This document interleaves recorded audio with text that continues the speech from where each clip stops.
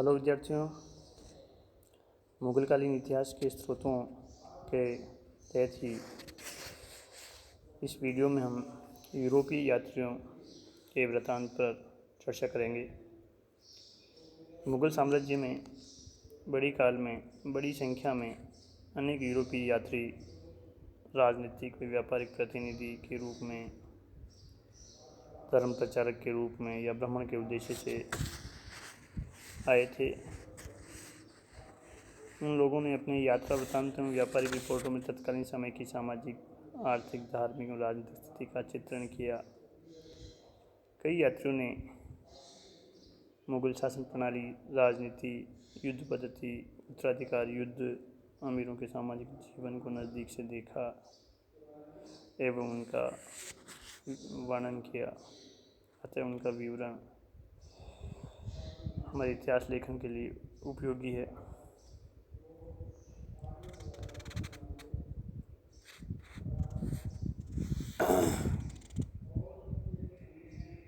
भारत में प्रचलित कुप्रथाएं और शासकों की कमजोरियों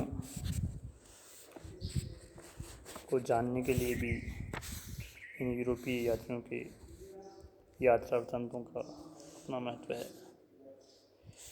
इन यूरोपीय यात्रियों में जो पहला नाम है वो फादर एंथोनी मोन्सरेंट का है, जो कि 1578 ईस्वी में अकबर के दरबार में आया था।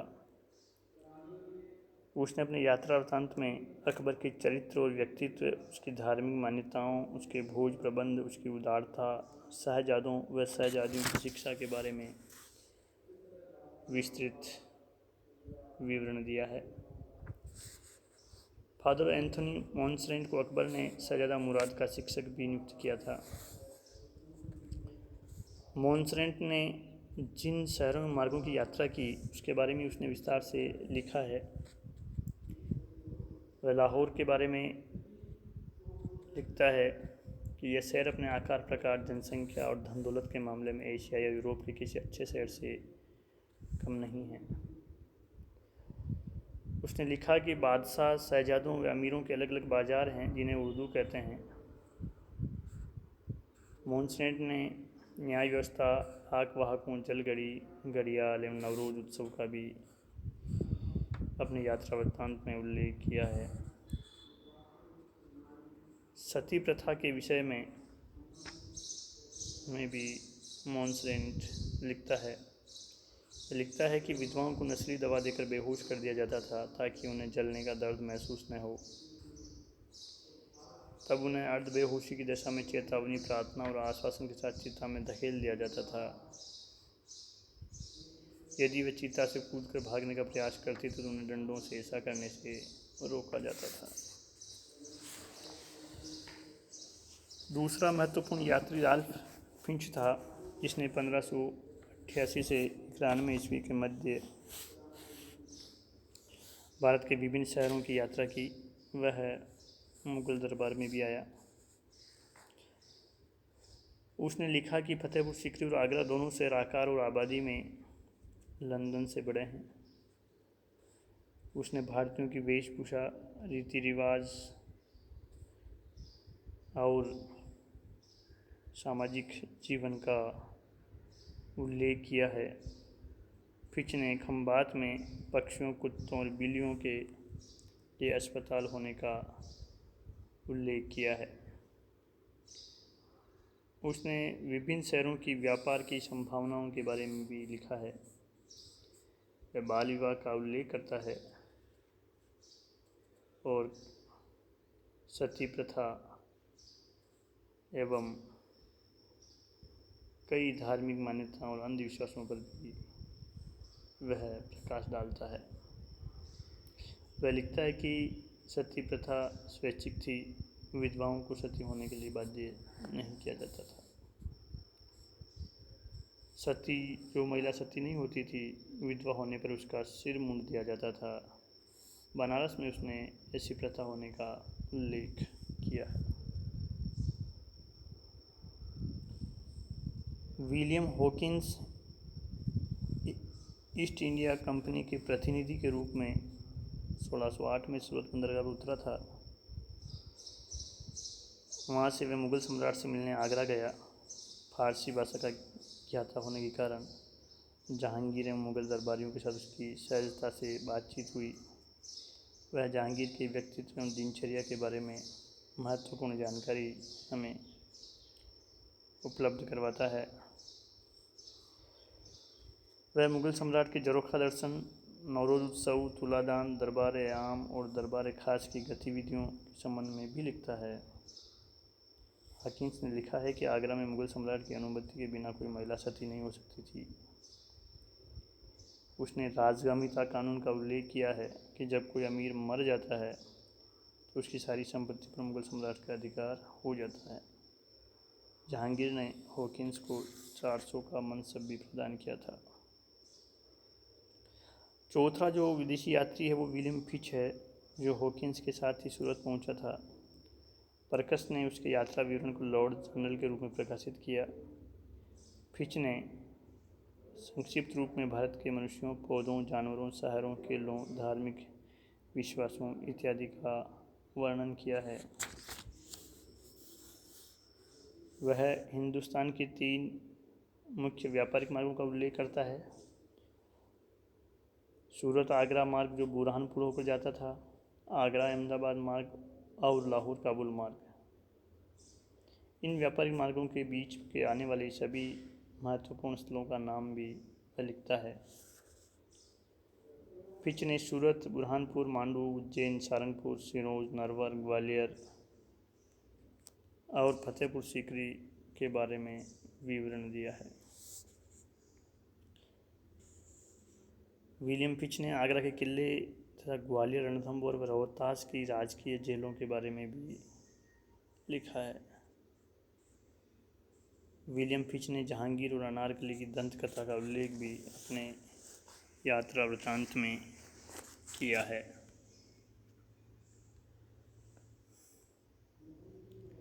निकोलस विथिंगटन 1612 से 1616 ईस्वी के मध्य भारत में रहा। उसने कंपनी की नौकरी की और इस दौरान उसने गुजरात में अनेक स्थानों को देखा और वहाँ के लोगों के रीति रिवाज को जाना। उसने लिखा कि अहमदाबाद गुजरात का प्रमुख शहर था, जो आकार में लंदन के समान था, जहाँ व्यापारियों की भीड़ लगी रहती थी। वह लिखता है कि उसने अजमेर जैसा शहर नहीं देखा। उसने राजपूतों में सती प्रथा के प्रचलन का उल्लेख किया और सती की उसने प्रशंसा की है। इसका यात्रा विवरण ट्रैक्टेट नाम से प्रकाशित हुआ। थॉमस कोरियत 1612 से 1617 ईस्वी भारत में रहा। उसे थॉमस रो के साथ मुग़ल बादशाह से मिलने का मौका मिला। उसने जहांगीर की दिनचर्या, मनोरंजन के साधन, ज़रोख़ा दर्शन, तुलादान और मीना बाज़ार का उल्लेख किया है। कोरियत मीना बाज़ार के बारे में लिखता है कि यह एक प्रकार का मेला था जिसमें केवल स्त्रियां ही भाग ले सकती थी। तुलादान के बारे में लिखता है कि इस अवसर पर बादशाह सोने के तराजू में बैठता था और इस उत्सव को बड़ी शान शौकत से मनाया जाता था। सर थॉमस रो इंग्लैंड के राजा जेम्स के दूत के रूप में 1615 ईस्वी में भारत आया था। 10 जनवरी 1616 को अजमेर में जहांगीर के दरबार में उपस्थित हुआ। वह मुग़ल बादशाह का फरमान लेकर इंग्लैंड लौटा कि मुग़ल दरबार में अंग्रेज़ों का इसी प्रकार स्वागत किया जाता रहेगा। उसे जहांगीर के साथ मांडू, अहमदाबाद, अजमेर आदि स्थानों पर भी जाने का मौका मिला। थॉमस रो ने लिखा कि बादशाह धर्मनिरपेक्ष था। वह सभी धर्मों से संतुष्ट था और धर्म परिवर्तन करने वाले व्यक्ति को पसंद नहीं करता था। थॉमस रो ने भी खुर्रम, नूरजहाँ, आसफ खां और एतमदुल्ला के गुट व उनके द्वारा खुसरो के विरुद्ध रचे गए षड्यंत्र का उल्लेख किया है। उसको दरबार में नूरजहाँ की शक्ति का पूरा अंदाज़ा था। उसने नूरजहाँ गुट जुनता का भी उल्लेख किया है। एडवर्ड टेरी थॉमस रो का पादरी था और इसी के साथ भारत आया था। मुग़ल बादशाह जहांगीर को देखने का उसे पहला अवसर मांडू में मिला। बादशाह के व्यक्तित्व के बारे में वह लिखता है कि उसमें क्रूरता व विनम्रता का अद्भुत विरोधाभास था।